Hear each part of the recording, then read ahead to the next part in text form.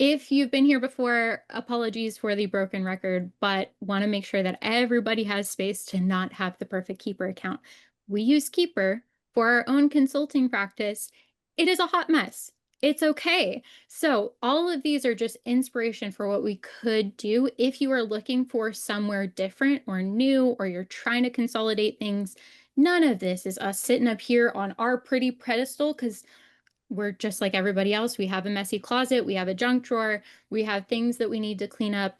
So, just giving you the space that these can all be, ooh, I really like that. Look for the sprinkles, look for the confetti in your brain.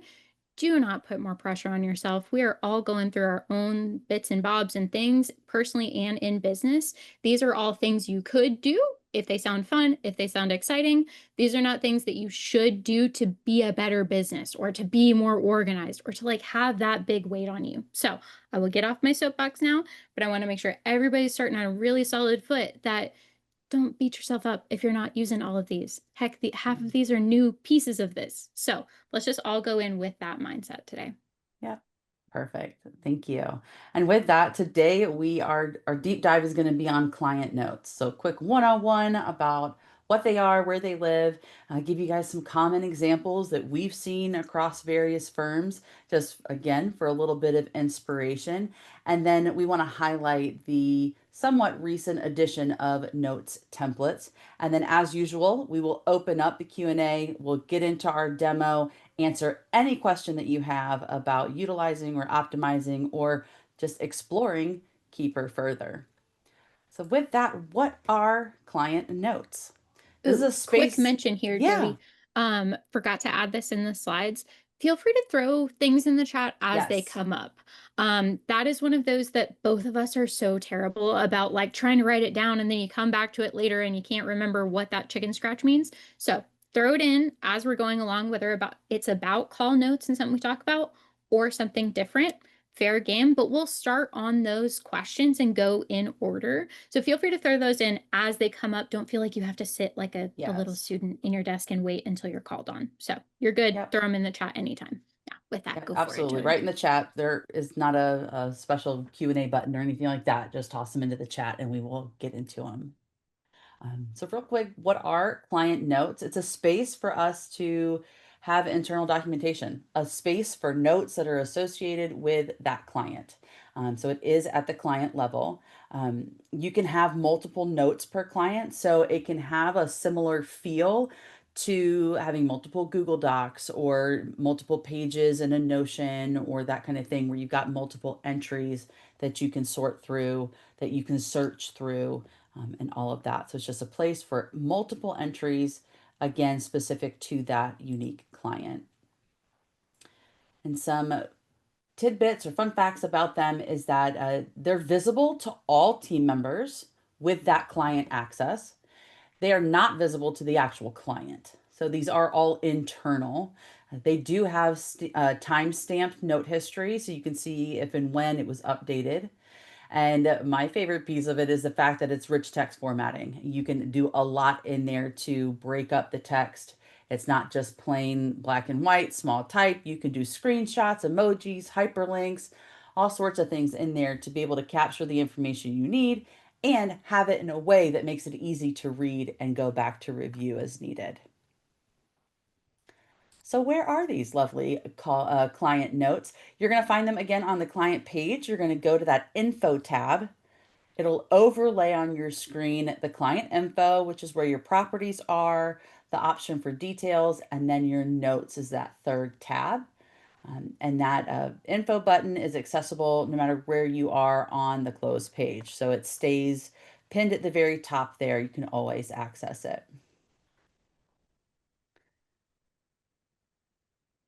Some common uses. Go for it, Erica. Beautiful. So, we'll get into some more creative examples because this is one that you can take and run with as much as you want. But sometimes with a feature like this, you're like, okay, cool, love the concept, but like, what do I use this for? So, really commonly, we've seen this used as like a call agenda, whether you're prepping or you're taking notes on action items that you need to do after that meeting. We can do client specific SOPs, especially because we can do screenshots and emojis and things like that. So we can go in there and have these be our SOPs. And then we can even have month end, like ongoing log of issues if we want to do something like that and have that here in Keeper without having to go navigate to another platform to find those. Mhm. Let's take a look at what those might look like. So this is a screen grab of client notes. So you can see here that it's got all the rich text formatting available to you. You can break it up and make that easy to read. So this is an example of someone using it for like a call agenda notes for specific calls. Yep, exactly. And this next one is where I get the most excited, which really shows my nerdy side here. But I really love, and we've kind of expanded to be like, hey, this can actually be a client specific SOP. So we can put purpose of the task, we can put who's responsible, we can add videos if we want to, because we can hyperlink anything. We can do our step by step, and we can even have FAQs at the bottom. So this is a cool space to have that option within Keeper, especially because we can set up that baseline in a template like we're going to talk about here in a minute. So this doesn't have to be starting from scratch every time. Yeah. Or copying from another client and then forgetting to update a specific piece. Oh, good gosh. How many times have I done that? Way too many to count. And then somebody gets confused because they're like, this step doesn't make sense here with this client. So take Yeah. some of that like admin nightmare out of the way here. Yeah. And then just kind of a quick and dirty example here that like we can even do things like an ongoing log of issues that we found. So we can take and expand this and do a formalized handoff every month, or we can just have it be a quick spot for notes of issues that came up, or hey, I was all good, nothing happened this month, just to keep a record of some of those things. Yeah. We've seen some firms who like to have that at a glance, being able to look back at the historical, how did things go, and start to, as a way to look for trends, see if there's any patterns emerging. Exactly. And if we do something like this, it kind of, there are pros and cons to using something like the description of a task or a comment on a task. Sometimes that's hard to go back and look at month over month. So having something like this, like Jody said, just gives you that glance. Where if you're doing your, let's say you do a quarterly or yearly review of this client, of this file, and how's everything going, we have one spot to go look at these, and instead of having to hunt through previous tasks to find any trends. And hopefully we found them all and didn't miss any. Yeah. So this is kind of a cool at a glance option.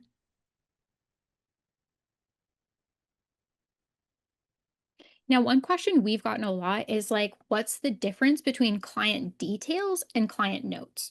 So, details can be shown on the page as like a sticky note up on the top. This is in your settings where it lives here, it lives in the info tab, info button all the time, but we can choose to show it at the top of the page.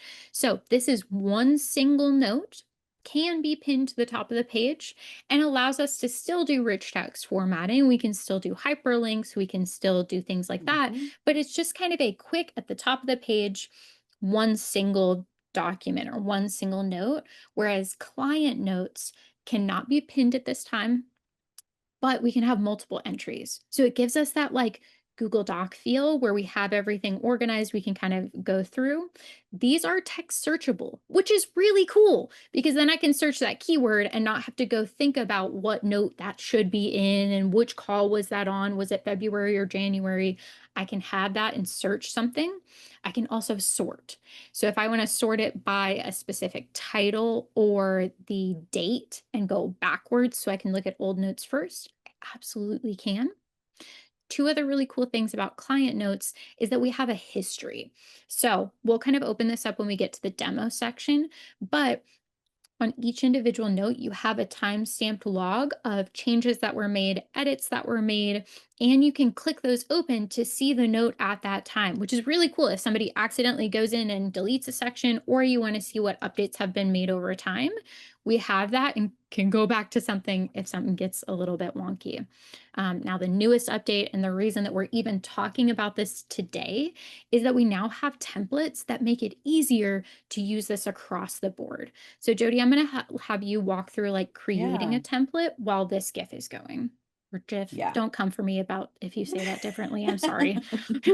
Yeah, but it's on repeat here. So you can see it, it clicks on templates at the top. This opens up that template manager over top of whatever screen you're on. So any screen, whether you're here at the client list page, your dashboard, or if you're on your firm tasks or in a client page, you can access the template manager. It'll overlay on top of the page that you're on, and you'll see that there's multiple tabs across the top. So we do have a notes section now available for that.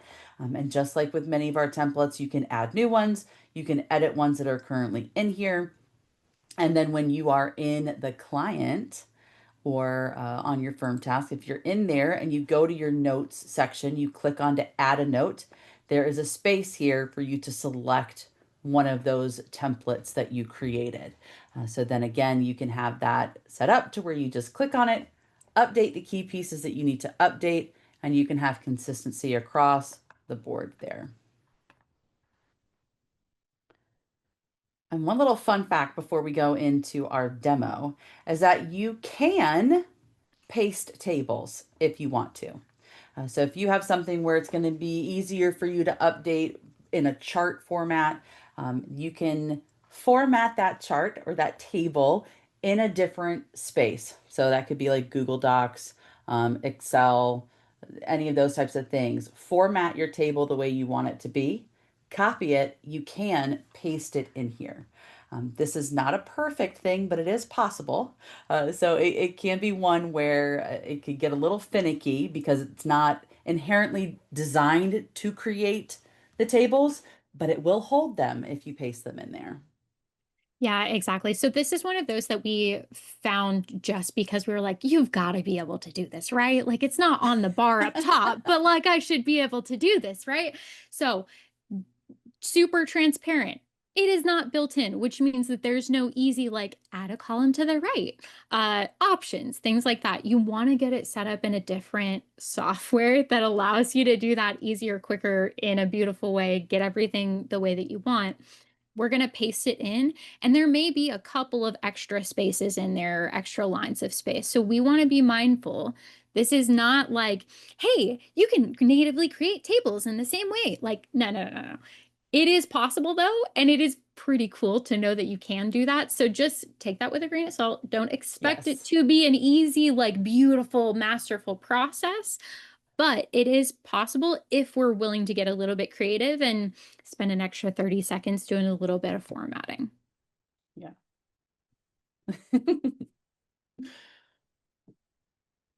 And with that, let's go ahead and jump into the demo, and we will walk through some different areas. Yeah, we're going to walk through these live, just so you can see in the account what these all look like. Now, again, just quick reminder, if you start having questions about this as we're going through, or you need us to go back through something, let us know in the chat. And then if you have any questions that are bubbling up about other areas, start to throw those in so that when we get through the demo, we know where to go next. So Yes. And go for it, everything's Jojo. fair game. Yeah, everything's fair game question wise. So just let us know what you're curious about. All right, so as we mentioned, you've got the info button up here at the top. We also quickly mentioned about client details being pinned to the top. So we do in our demo account have it up here available. It is something that can collapse down and then you can expand it. Click on it to open it to see more, or add more details to this. Again, as Erica mentioned, it's just one space. Save that to be able to have those updates save here. But your notes, you can come up to info, go to the notes tab, and then here's where you can find all of those. So if I were to add a new one, I can select a template and I can update that as needed. Um, Label it whatever I need to for that month, and then save that, and it's going to add it in there for me. Let's see. So if I go to open a different one, you can see one that has been created before. This is a notes history that Erica was mentioning, that it'll show you what it was, and you can click on it to see what the note was at that time. So it does have that nice timestamp. She did a lot of work Exactly. in the beginning of June. I was definitely Lots of tinkering, you saves. can tell. Um, one of the things that's really cool with this, or one thing to note and one thing that's really cool. So, one thing to note, make sure you hit save. Half Yes. of those edits were not captured because I did not hit save. So, save yourself the trouble. This is not an area that auto saves in Keeper. So, please, for the love of all your time that you're spending in here, click save on that guy. Um, on the other side, if somebody goes in, and I know that because this is visible to all team members, some of us are worried about like, oh my gosh, well, what if you like accidentally mess up something? Um, so that means that note history is there to kind of be a backup and a safety net. So if I need to go back a couple versions, I absolutely can, which is pretty cool to just like see what was actually on the page in case somebody has an oopsie. So quick reminder to save. And also, Yes. if you saved over something that you want to go back to, that note history is going to be your friend there. And one thing with the details, so we were talking about the comparison between the two. Details does not have that history button. So we don't have that captured. And it's also a place where you got to hit that save button or it won't. If you just click off of it, it's just gonna revert back to whatever it was the last time you hit save. So just key things to keep in mind there. Do you want me to highlight the firm tasks, Erica, next before we move on to anything else? Yeah, go ahead. And go to firm, and then I've got a couple of like quick notes on other examples. So one thing we wanted to point out is if you are familiar with the firm task area, you may or may not have been playing in it, but this one also has a notes section. So just like our clients have a note section, our firm task area also has notes. And in here, you can also access all of those notes templates. So this would be a space where you could have things that are firm wide or that would be across multiple clients and it isn't necessarily specific to one client and needs to live with that one client. This is a great place that can be housing all sorts of information for you and your firm. Yep, and this is just one that we wanted to highlight. I honestly found this morning because a lot of us have used kind of a hack or a workaround to, if you go off of that, actually, Jody, and open up the firm best practices, a lot of us were using this area to kind of house SOPs and notes, but it wasn't perfect. It was just kind of a safe dumping ground to be able to reference, like, if you wanted to add a checklist on account reconciliation, but it makes that task way too long when you open it up, some of us were doing a trick like this to go add that SOP over here instead. So you still words. You can still Mhm. do that, but you can also house that in notes and kind of train your team. Hey, if you have a general, I'm learning the practice, this is not client specific, but it's like a general process that we do. Come over here and look for that first. And then if there's any client specific SOPs, we can kind of notate that. So just a really cool place, especially now that you can use those templates in there. Just know that this is also possible on the firm side if you want to keep notes that are not associated with a specific client or are more general. Mhm. Yeah. Beautiful. Okay. Did want to go ahead and do a quick mention of a couple of other uses that we've seen just to let you kind of like play with the idea and get comfortable with it. And then we'll shift over to a couple of questions. So, um, I have also started to see this used for diagnostic reviews, which is really Hmm. cool. Because a lot of us are starting to play with this. It is not a CRM. I am going to be very careful how I talk about it, but a lot of us are using it to keep track of leads and prospects that we may convert into a client or do a paid diagnostic or a paid cleanup for or something like that. So if we're using it in that, we can absolutely create a little bit of a diagnostic guide, especially using those tables to be like, hey, check this area. What did you find? Hey, check this area.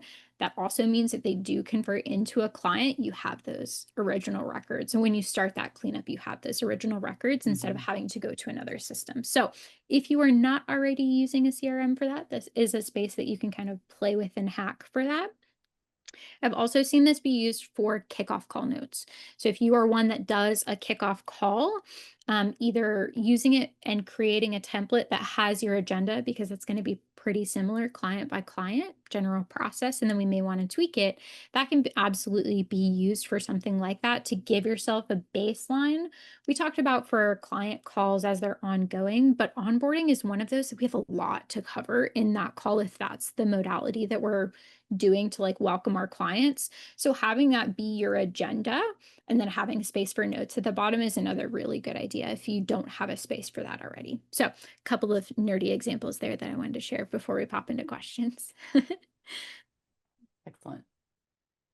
Alrighty. So Catherine, um, Jody, you're good on this page, but Catherine's Okay. asking, how does the duplicate vendors report work and how do we make it useful? Um, a lot of Sure. it is just like, how do we review these? How do we play with the sensitivity? What are we even doing here?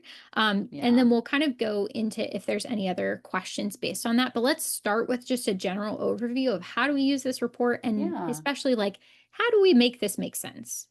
Great question. Great question. So that duplicate vendors report is going to be found here underneath the payee entity review section. It's going to be very similar to your duplicate customers. They both operate the same way or in a similar way. You have the ability to change the sensitivity of this. So if you're seeing a lot come in here and you're like, these are clearly not the same. Why does it keep asking me if they are? You can adjust it so that you're seeing less. Or if you're not seeing any, but you're like, I'm pretty sure we've mixed something up here, but why isn't it flagging it? You can, again, adjust that sensitivity bar and play around with it to find a sweet spot for you. And just whenever you do adjust it, click rerun report and it'll populate if that sensitivity being changed adjusts anything. Same thing here with your date range. You can adjust that as well for what it's pulling in and what it's seeing. But the examples that are in here, a lot of them do look like they truly are duplicates. This one has an E in the name. This one does not. When you click on it, so that's the first thing is you're going to click on it and it's going to show you all of the transactions that are similar there. So you can see some have the no E, some do have an E. So it's a mix of when it's been used. So you needed to, so this is where you could decide which one is the correct one. You can bulk action and update all of the ones that are listed here to the correct vendor and then hit the trash can to mark that inactive. Marking it inactive here, that's all it does. If you wanted to merge, so if you're in QBO, when you're in QBO, when you merge a vendor or even a customer together, in the background, QBO is going to reassign all of those transactions with that primary payee or vendor, customer, whatever name. It's going to automatically do that for you. This does not. This simply just marks it inactive. So if you don't update these, and you mark something inactive, that when you go into QuickBooks or you pull reports, you'll just see that vendor name or that payee name with a little deleted next to it. So it's just going to show you that it's been marked inactive. So that is one thing that here we cannot merge them, but you can do a quick update here. Just keep in mind that the data that's being pulled in only goes back 12 months worth. So if it's something where you've had a vendors in the systems, it's somebody that you have worked with year over year over year. I personally would recommend doing merges inside QBO to make sure that you get all the historical information as well captured and crossed over. Um, just my little tidbit there. But yeah, you'll just review it here and you can see if it turns out that nope, those two are in fact different entities, you can mark exclude and it won't continue to bring that pairing up and ask you about it every month. So once you've marked it exclude, it'll remove it from this list and it won't continue to flag you. So hopefully that answers your question. Let me know if more questions arise based on that. But again, the customer, duplicate customers, these both work very similarly. And that's a good thing to note and just kind of like be a little bit preachy about is if there's something like that, we probably want some sort of checklist, SOP, or Loom video attached to that task so that as our teammates, if we have them are working on this, they know best practices and they don't get caught in a loop where they mark something inactive, but they didn't update all the transactions first. Things like that. We want to just help our team be super efficient about this. So just a quick note there as well too. And sometimes you'll see a note like this. It'll say Keeper didn't find any transactions coded to Clara Peters, but it's still an active. This one's on the customers, but it's still active in QBO. So if you're like, well, we actually have never used that, this would be a great time. You can just mark it inactive. It's never been used. You can do that, or you can say, no, these are very different people.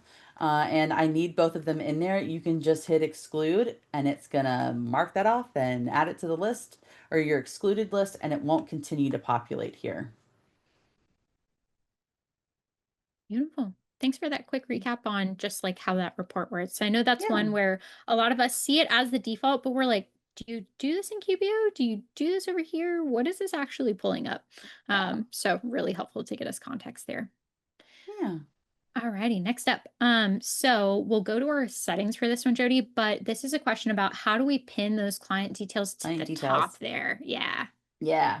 Okay, so that's going to be found in our section manager, and there's several ways to get to a section manager.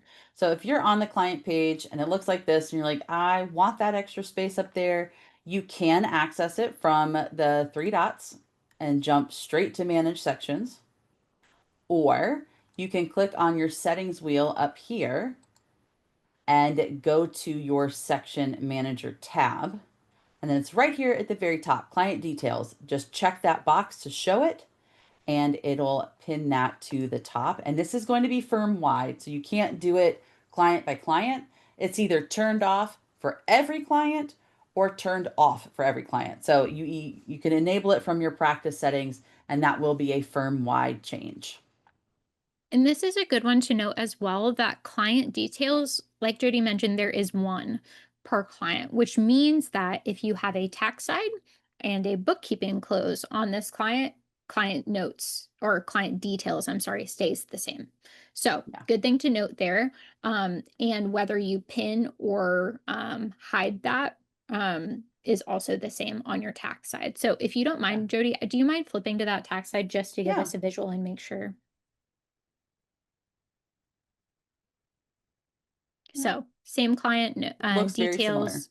Exactly. Everything's up there. So just consider that when you're creating, if you're working on tax side as well, and just make sure that that's applicable for both sides, or you at least have it easy to find the tax stuff if you need it. Mhm. Beautiful. Thanks for showing us that. I know that's Yeah. one that I actually, in a lot of demos that I do, people are like, wait, how did you put that there?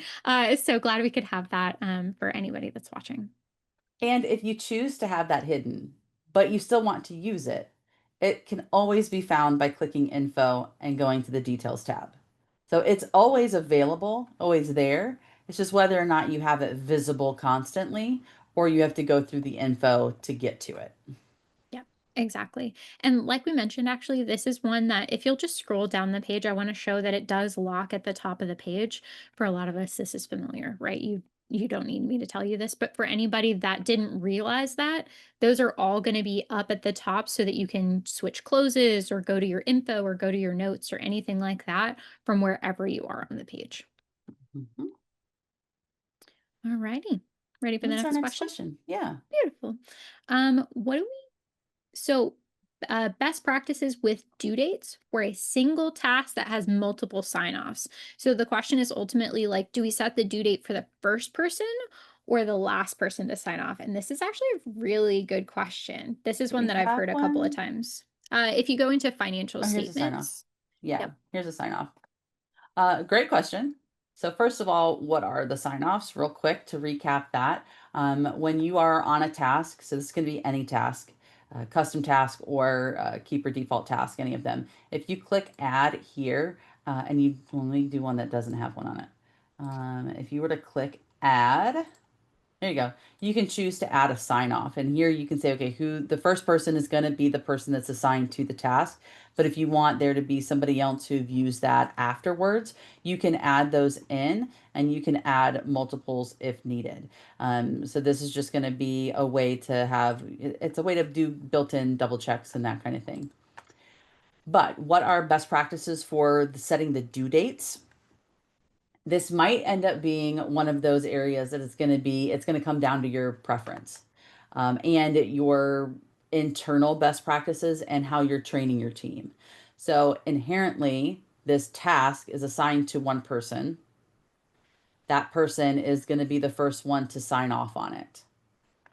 So if they are driving their uh, task list or their day, this due date's going to be what drives that task list as well. So far, I've seen it where the due date is the date that that first person needs to have it done by. Um, but again, that could be an internal training process to say if you're the first person signing off, you need to sign off 2 days before this, or you need to, the person that signs off next has to do it within a certain number of hours or a certain number of days from the first sign off. So that's going to be an internal practice. We do not have a way at this point. This would be a great feature request if it's not out there yet, is to be able to put due dates on each of these. So to say, okay, first sign off needs to be done by the 9th, second sign off needs to be done by the 12th. That would be an excellent added feature. Currently, it is not available. So it's going to end up being best practice for your firm, like what works best for you. Yep. And I know that's not a great another answer. Well, I mean, just laying it out of what our options are is still helpful. So I think just to kind of recap and then also add another option on that I've seen in the community, a little bit more creative. So we can set the due date for the first person, have them sign off because it's not going to pop up on their due today list until it's actually assigned, right? So we can do something like that.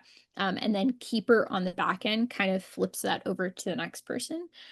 We can also have the option internally. Now, this is extra training, but if that irks your brain and you don't like that, I have seen some teams get a little bit creative and say, hey, part of the sign off process is first person switches that due date. Mm-hmm. When they sign off, go up there, switch the due date, and switch the assignee so it goes to the next person, and shows up on their task list with a due date. Now, this may not be perfect. This is a creative workaround from somebody else in the community. So I think by default, Keeper probably would suggest to go ahead and set that due date for the first person assigned.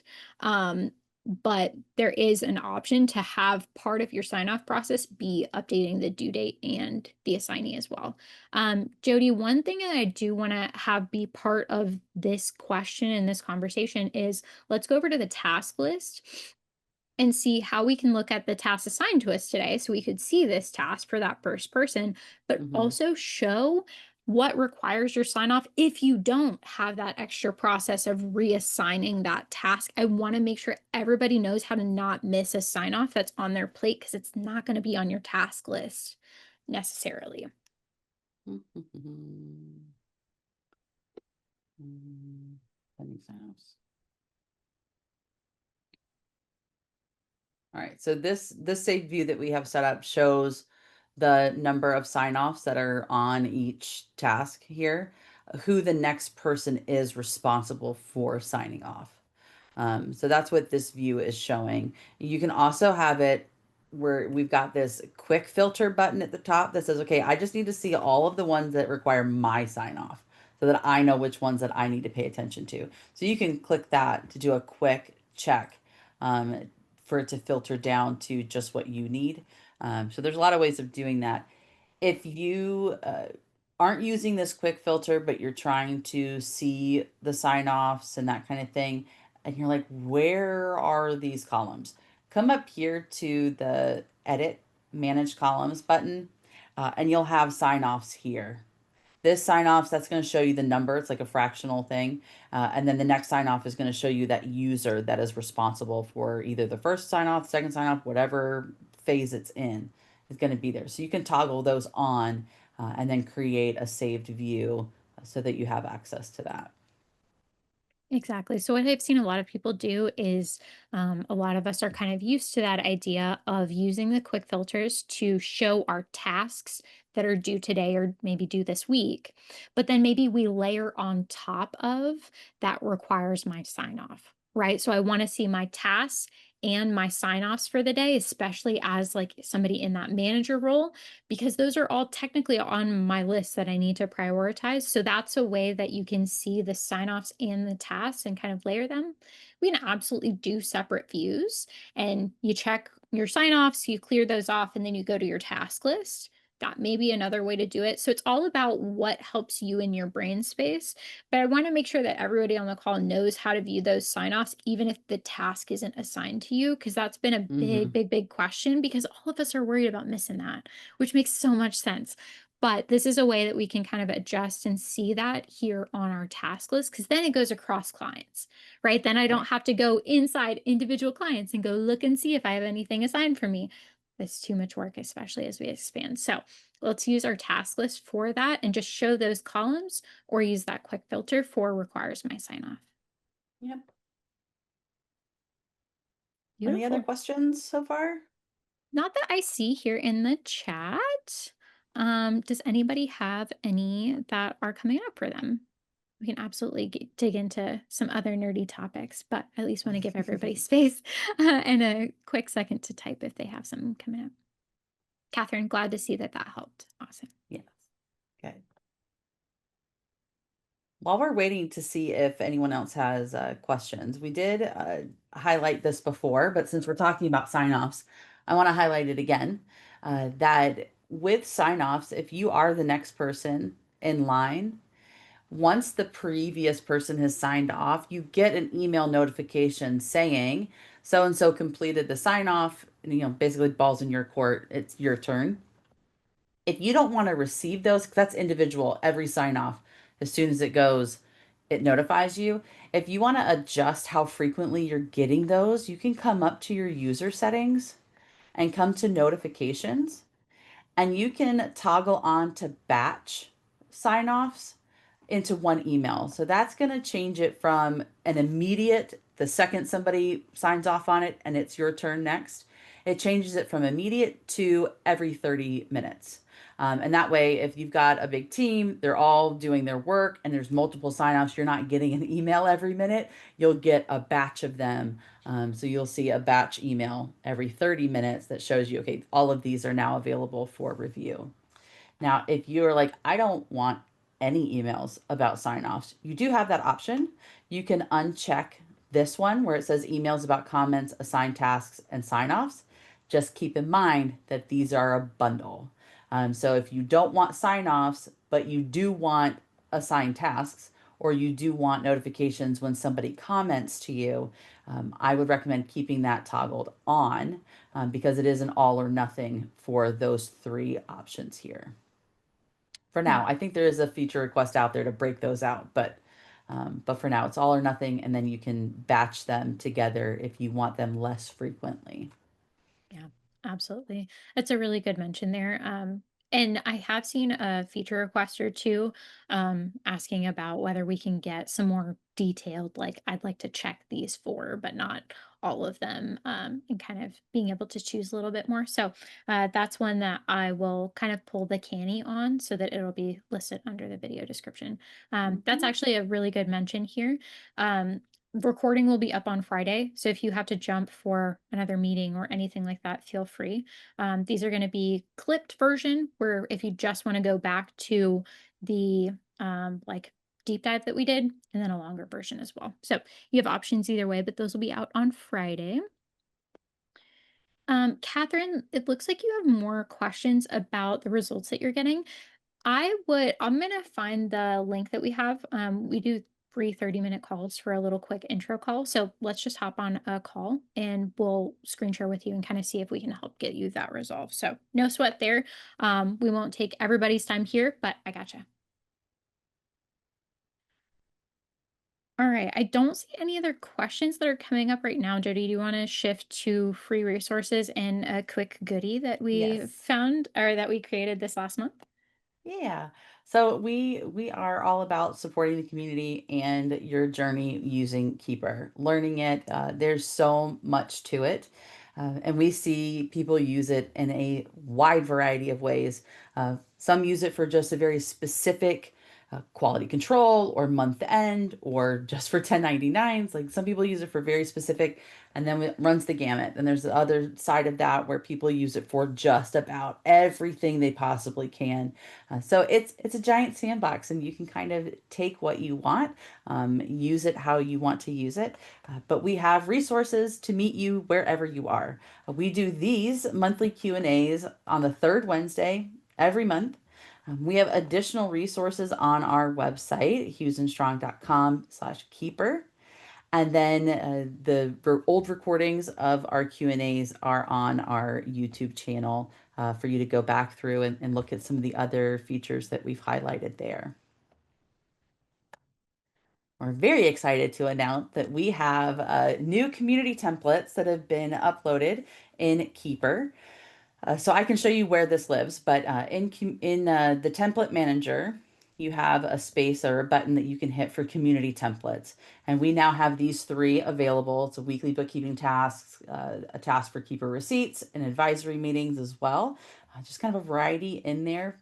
But we also with it have resources for how to use them and how to customize them, which is also on our YouTube channel. And they're all linked in here. You can see that you can access those YouTube links for that specific template to help you use it if you wish. Anything else to note there, Erica? I don't think so. These, just as a well, I say I don't think so, and then I'm gonna say something else. So I guess the answer is yes.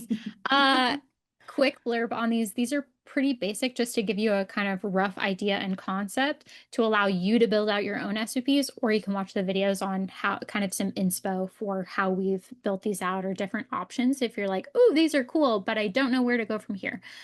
So that those videos will show where to get to them, how to edit them, and then how to apply them across your clients. So that should be pretty fun, especially if you're using any keeper receipts or you're trying to figure out how to house more things like task management, advisory meetings, your weekly things inside of Keeper on top of month end. Should give you a little bit of fun inspo. So I guess that's all I have to say Yeah, about great. that. We're very excited about that resource being available now. Additional support that we offer, again, we offer a huge spectrum of support. We meet you where you are.